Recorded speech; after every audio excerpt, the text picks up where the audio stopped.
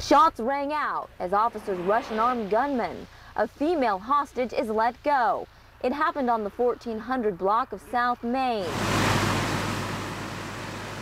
We received an alarm for an abandoned building on fire. When our crews arrived up here, we found a large amount of fire, as you can see in the background, a large amount of fire in one portion of one building. It was a homecoming for heroes. USA! USA! Chanting, holding American flags. Thousands of supporters stood to watch the 7 POWs return home. A train found under full power along a rural railroad track outside of Attica in Harper County. Credit that you received. Local firefighters preparing for the increase in house fires that usually occurs every winter. Please bless all the Chiefs fans and let them yell as loud as they've yelled all day, every day, for the Chiefs to win the victory. Amen! He's not exactly Priest Holmes, in fact, not a priest at all, but he was joined by a chorus of fellow crazies outside of Arrowhead Stadium. But before the big game could begin, there was the Battle of the Barbecue taking place out here in the parking lots. First, there were the burnt offerings from Colts fans. That's Kansas City Cajun. You're not really going to eat that, are you? We're going to try and slip that into some of the players for you guys. Looks more like horse meat. Compare that with what the Chiefs fans had to offer. These guys know how to barbecue. We have filet mignon. They just had lobster tail over there.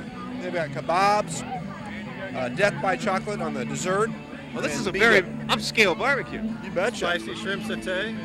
You got to prepare for the victory. And no matter where you look, the faithful went out of their way to cheer on their team. But the game didn't turn out quite as planned, so the fans poured out silently, their prayers unanswered. Now we'll be back. Let me give you a It was all just too much for this little guy to stand. I just hate it. Army Specialist Lucas Utterback honored prior to the game, handpicked to participate in the opening coin toss. Your reaction walking out on the field today? Probably the wildest thing that I've ever experienced in my life. Kicking off for Kansas City. I felt pretty much numb. Specialist Utterback knows what it's like to perform under pressure. He earned a Purple Heart for his recent tour of duty in Tikrit, Iraq. Basically, I was hit with a hand grenade from an Iraqi soldier, and I was injured and I was out of the game for a couple of weeks, but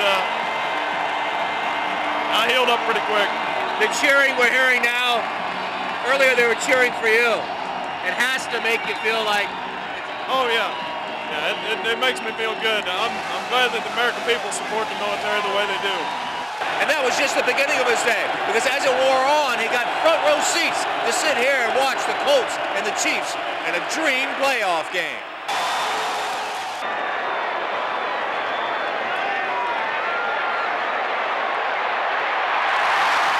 Honoring America's troops, the focus of the festivities on this day, dozens of servicemen just back home from Iraq or Afghanistan unfurled a massive flag on the field during halftime. We spent a lot of time in tents, Kansas City. working out of ops tents, living in tents, and flying in some pretty rugged terrain. But we certainly enjoyed the experience. While still more vets passed in review. It's been an outstanding, overwhelming experience for us as soldiers. To these men and women, football is just a game.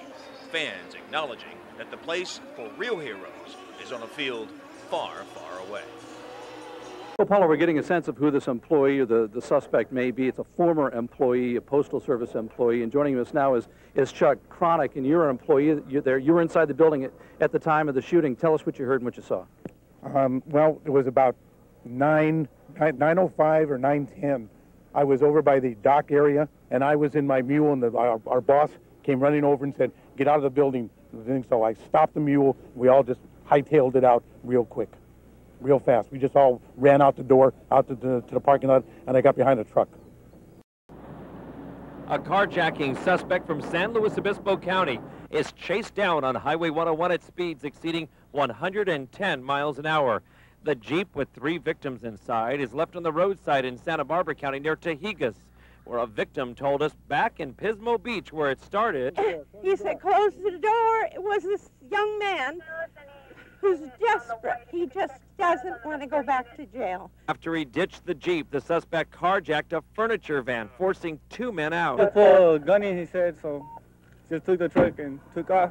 Within moments, the suspect, now driving a delivery truck, comes face to face with a law enforcement officer. An undercover narcotics officer from a Department of Justice task force was parked alongside of the road. The suspect brandished a firearm at the officer, and there was an exchange of gunfire. There's still no movement inside. Possible suspect laid down. Sheriff and CHP officers overhead help the SWAT team on the ground safely move in on the truck, where they find the man dead.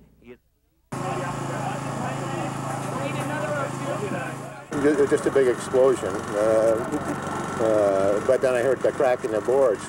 I had a friend in the house, and I said, run, run, and we both ran out the back door.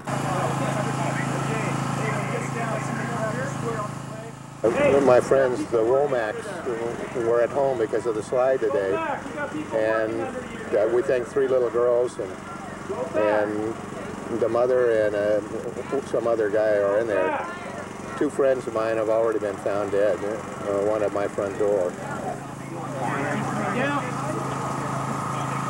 Avocado tree saved our house. You can see the cars are wrapped around it, my car and the guy who's trapped in the house. I got an IV. I don't know if all of them that were injured, but I know there's been 2 or 3 that were pulled out. Definitely just a little while ago, a lady was pulled out talking and injured and flown to a local hospital. Oh, this is everything. They put our whole house this way. It's so hard to tell because of the way they stacked up on each other. When the mud flow came down, it pushed them into each other, so you have houses basically on top of houses and then covered with mud. And I was here in '95 when the other slide hit. I was down the other end of town. When this one, I heard the cracking of boards, like a rumble through the, like just a big explosion. Well, this is an amazing story, Paula. It happened late this afternoon, about a half-mile offshore from Ledbetter Beach.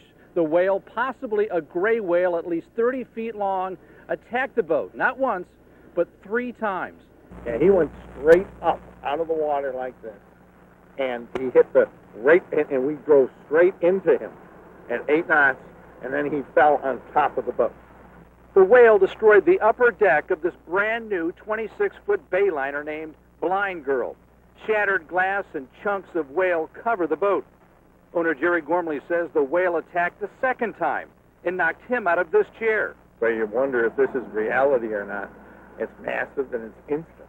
It weighs 60. The whale pinned passenger Bob Thornburg to the side of the boat.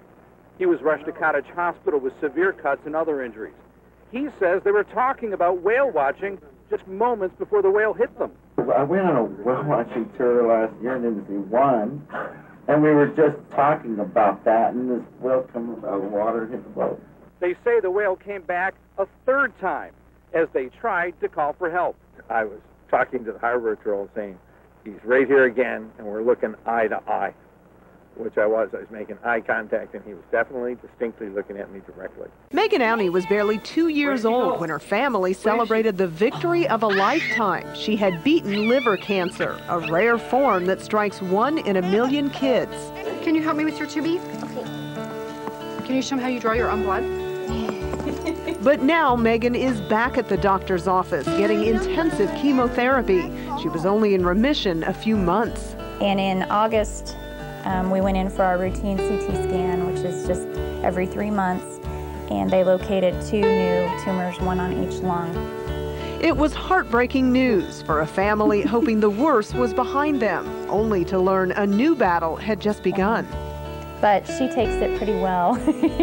As you can see, her hair falls out and grows back and falls out and grows back. So at least we know it'll come back another time, don't we? There's some in there now, in there. You've got some pretty hair. What's made it wonderful is that she's had such a good attitude about it. She doesn't see anything that she's going through as more difficult than anyone else. In fact, going to the doctor, getting shots, even surgery are all Megan has ever known.